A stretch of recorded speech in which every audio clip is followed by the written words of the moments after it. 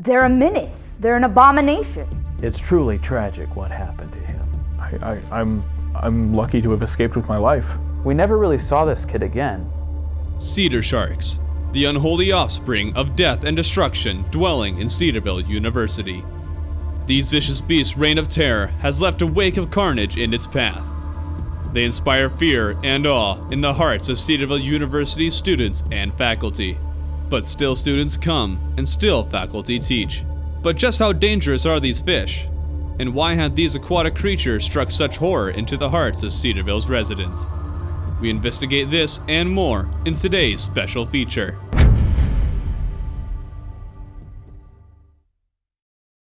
Founded in 1887, Cedarville University started off as a rather small school founded by 5 men who envisioned a college that would give Christian students a higher education. Little did they know that the devil was already fighting against them. Soon after the school was founded, the deadly nature of the Cedarsharks became a mark of Cedarville history, devouring several students every year. The unfortunate souls of the first graduating class were unaware of this threat when they first joined. Historians believe that the Cedarsharks feasted upon the students, which is why the first graduating class had only 5 graduates. Despite these setbacks, students continued to come and the school began to grow. But after the first year, faculty realized they needed to put a stop to the Cedarshark menace if the school was to survive. They put a bounty on the beast, paying students $20 per fish they captured.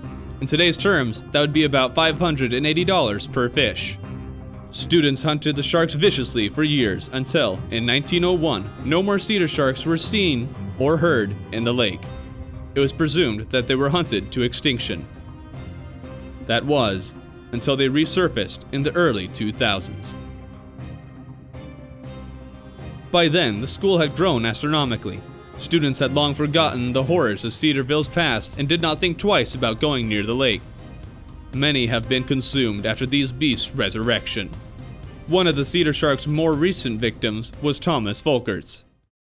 Thomas's smile could just light up a room. He was just so kind.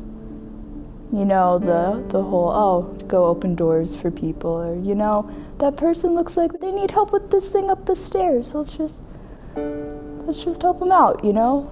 He's just absolutely sweet and kind and very thoughtful. He was there, and he was an absolutely fantastic person, a good friend, honestly, an absolute blessing. So tragic what happened to young Thomas. He was one of my favorite students, probably one of my favorite students in my entire 38 years of teaching. He showed up the first day of class. He brought me a chocolate bar. Very thoughtful young man, always said please and thank you. Never turned in an assignment late. Always had the best grade in the class, not because I liked him above others, because his work was just so good. He was talented with audio production. He was talented with video production. He was really a storyteller with a lot of passion with whatever he was writing about or talking about.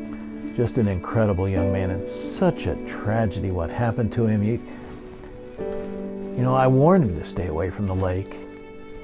I don't know if he didn't believe me. I don't know what was going on, but he went to the lake one day, and that's when the tragedy occurred, the shark.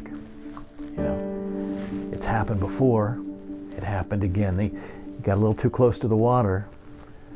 The shark came up, started with a leg. We tried to pull him out. They got a hold of the other leg. Got some more people tried to pull him out. We lost him.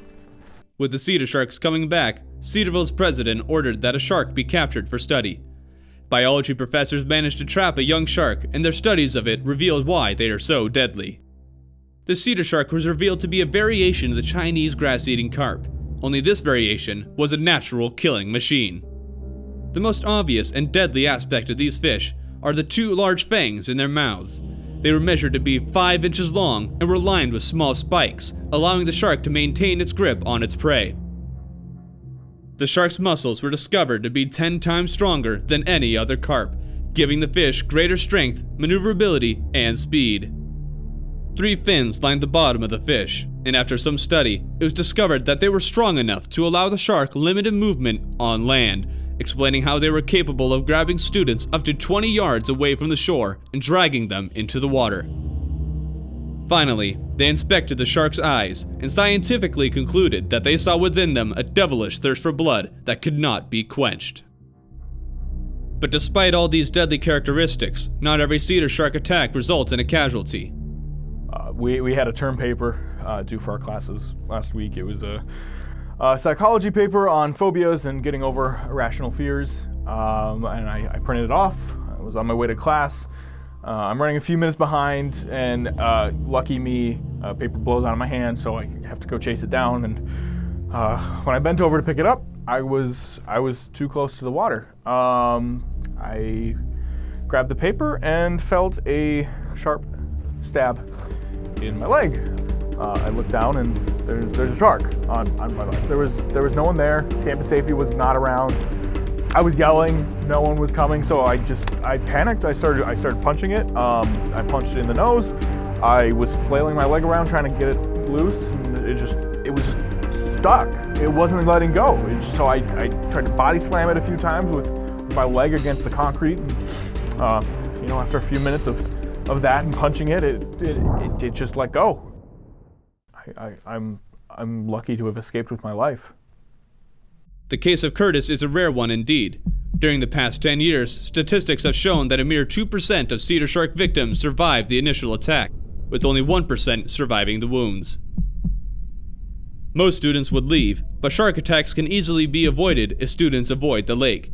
And because of Cedarville's bitter winters, students can sometimes walk around the lake freely when the cold temperatures freeze the lake.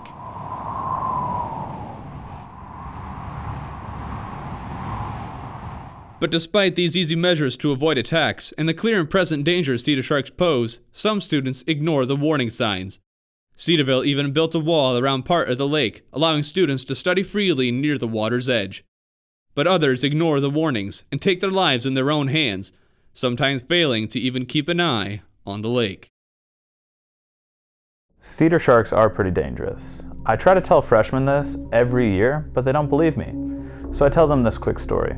One of my guys moved his stuff in at the beginning of the year, and he said that he wanted to go spend the night with his parents in the hotel, but he never came back.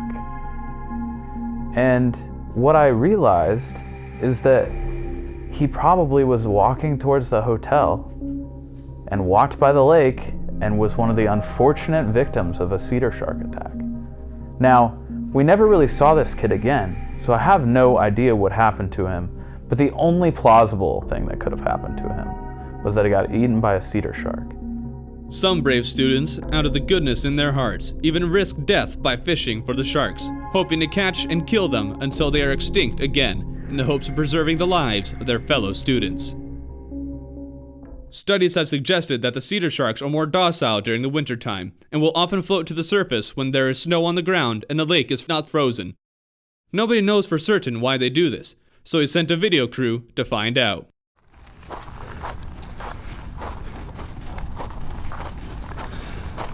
Man, why are we doing this again? Well, they told me that we need some footage of the cedar sharks, and they're supposed to be more docile during snowfall, so we're safer. Yeah, that makes sense. Yeah. When the camera crew, they said it pays well. Whoa, what are you going to... Wait, did you hear that?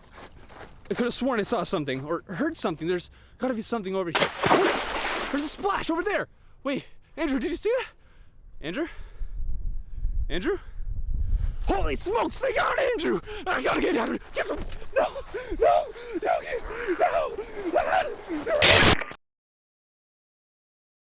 Tragic situations like these have become common in Cedarville as people try to learn more about the deadly fish. Several people often pay the price before each lesson is learned. After the loss of our camera crew, we sent aquatic drones to attempt to capture footage of the cedar sharks in their natural habitat. But the beasts proved to be elusive. Their great speed, power, and heightened senses allowed the adults to evade our cameras. The young, however, were not yet fast enough nor intelligent enough to avoid being spotted.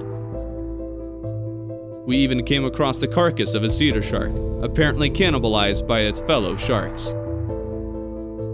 We also discovered a cedar shark jawbone, which suggests that the sharks grow even more teeth as they grow old, or if a shark should lose some teeth, the ones in the back may even move up to replace them. Studies on this matter have yet to reap any conclusive results. There are only a few things that are conclusive.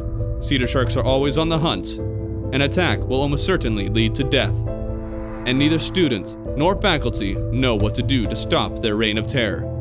All they know is stay away from the water.